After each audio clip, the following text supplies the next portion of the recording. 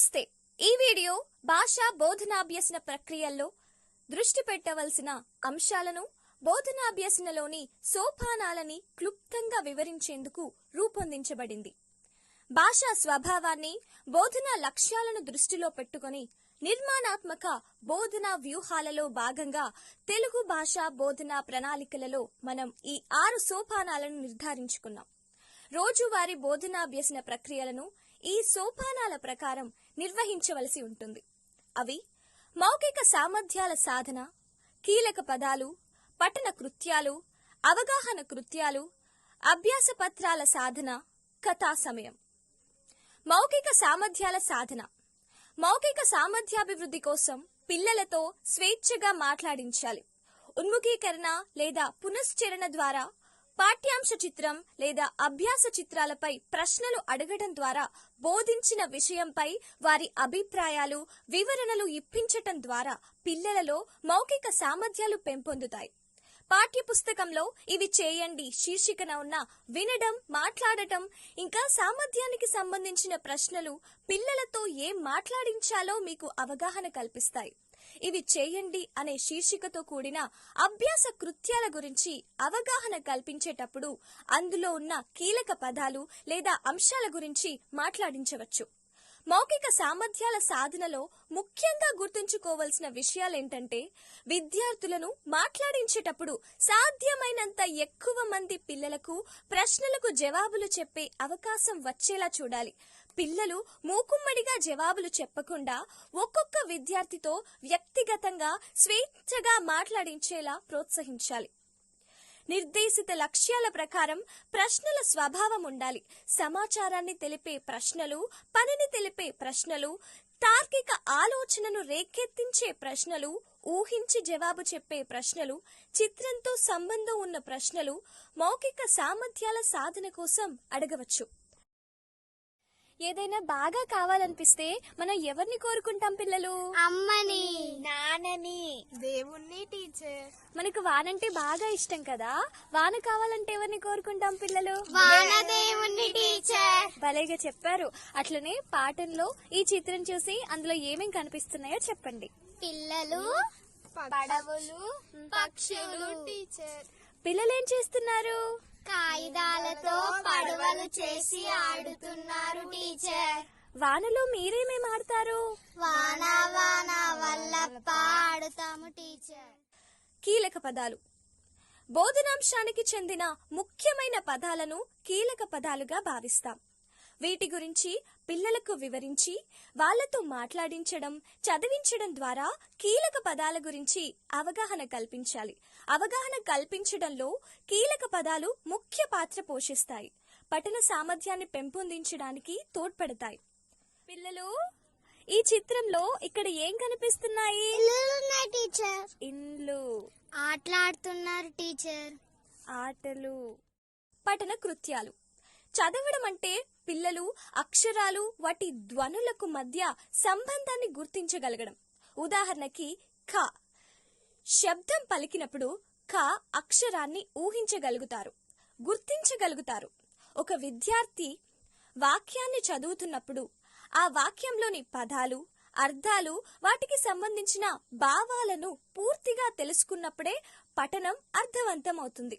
వాక్యంలో వచ్చే తర్వాత పదాన్ని ఊహించగలగడం పఠనంలో ముఖ్యమైన అంశం. ఇది పఠన నైపుణ్యానికి దారితీస్తుంది. 1వ తరగతి నుండి 5వ తరగతి పిల్లలకు ధ్వని గుర్తింపు, అక్షరాల గుర్తింపు, అక్షరాలను కలిపి పదాలుగా తయారు చేయడం, పదాలను కలుపుతూ వాక్యాలను చదవగలగడం, వాక్య భావాన్ని గ్రహించగలగడం పఠన కృత్యాల్లో భాగంగా ఉన్నాయి. ధారాళంగా చదవడం. ORF oral reading fluency. పఠనంలో పదాలను, పేరాలను నిర్ణీత వేగంతో చదవగలగడం కూడా అవసరమే. దాన్ని మనం ధారాళంగా చదవగలగడం ORF ఓరల్ రీడింగ్ ఫ్లూయెన్సీ అంటాం. ORF లో భాగంగా తరగతుల వారీగా పిల్లలు చదవాల్సిన పదాల సంఖ్యను మనం నిర్ధారించుకున్నాం. దీన్నే బెంచ్ మార్క్ అంటాం. 1వ తరగతికి 20 పదాలు, 2వ తరగతికి 25 పదాలు, 3వ తరగతికి 30 పదాలు, 4వ తరగతికి 40 పదాలు, 5వ తరగతికి 50 పదాలు మనం బెంచ్ మార్క్ గా అనుకున్నాం. ఇక్కడ ఏం రాసి ఉందో చదవండి పిల్లలు. ఇల్లు, ఆటలు, వర్షము, పక్షులు, జంతువులు, పడవలు. ఇండ్లు, ఆటలు, వర్షము, పక్షులు, జంతువులు, పడవలు. పఠన కృత్యాల్లో ఆదర్శ పఠనం, భాగస్వామ్య పఠనం, వ్యక్తిగత పఠనం అనే 3 సోపానాలు ఉంటాయి. ఉపాధ్యాయుడు స్పష్ట ఉచ్చారణ, హావభావాలతో విషయాన్ని చదివి వినిపించడాన్ని ఆదర్శ పఠనం అంటారు. దీనివల్ల విద్యార్థులకు స్పష్ట ఉచ్చారణ అలవడుతుంది. విరామ చిహ్నాలను ఉపయోగించి చదవడం ఎలాగో తెలుస్తుంది. పిల్లలు జతలుగా కానీ జట్లలో కానీ కలిసి ఒక అంశాన్ని చదవడాన్ని భాగస్వామ్య పఠనం అంటారు. ఉపాధ్యాయుడు పిల్లలు కూడా కలిపి చదవవచ్చు. దీనివల్ల పిల్లలకు చదివే అభ్యాసం లభిస్తుంది. ఒక్కొక్క విద్యార్థితో చదివించడాన్ని వ్యక్తిగత పఠనం అంటారు. పిల్లలు, నేను పాఠం చదువుతున్నాను, అందరూ శ్రద్ధగా వినండి. వానల్లో కురవాలి వానదేవుడా, వరిచేలు పండాలి వానదేవుడా. పిల్లలు, ఇప్పుడు నాతో కలిసి చదవండి. నల్లాని మేఘాలు వానదేవుడా, నల్లాని మేఘాలు వానదేవుడా, చల్లంగా కురవాలే వానదేవుడా, చల్లంగా కురవాలే వానదేవుడా, తుల్లి తుల్లి కురవాలే వానదేవుడా, చాటంతా మబ్బు పట్టి వానదేవుడా. అవగాహన కృత్యాలు. బోధనాంశం గురించి పిల్లలకు అవగాహన కల్పించేందుకు ఇవి రూపొందించబడ్డాయి. అవగాహన కృత్యాల ద్వారా సూక్ష్మ సామర్థ్యాన్ని సాధించాలి కాబట్టి ఈ సోపానం ప్రధానమైనది. 1-2 తరగతులకు సంబంధించిన అవగాహన కృత్యాలలో గేయంలోని వాక్యాలను గుర్తింపచేయడం, కీలక పదాన్ని గుర్తించడం, చదవడం, రాయడం, సృజనాత్మక అభ్యాస కృత్యాల నిర్వహణ ముఖ్యమైనది. 1-2 తరగతులకు సంబంధించిన అవగాహన కృత్యాలలో అభ్యాసాల అవగాహనతో పాటు ప్రతిరోజు ధ్వని గుర్తింపు, అక్షర గుర్తింపు కృత్యాలు ఉంటాయి. ధ్వని గుర్తింపు. దీనిలో పలికిన ధ్వనిని బట్టి అక్షరాలు గుర్తించడం, చూపిన అక్షరాన్ని స్పష్టంగా పలకడం, అక్షరాలను విడిగాను పదాలలోనూ గుర్తించడం, చెప్పిన పదాలలో కోరిన ధ్వని గాని అక్షరం ఎక్కడ ఉందో చెప్పగలగడం, నేర్చుకున్న అక్షరాలతో కొత్త పదాలు చెప్పగలగడం ముఖ్యం.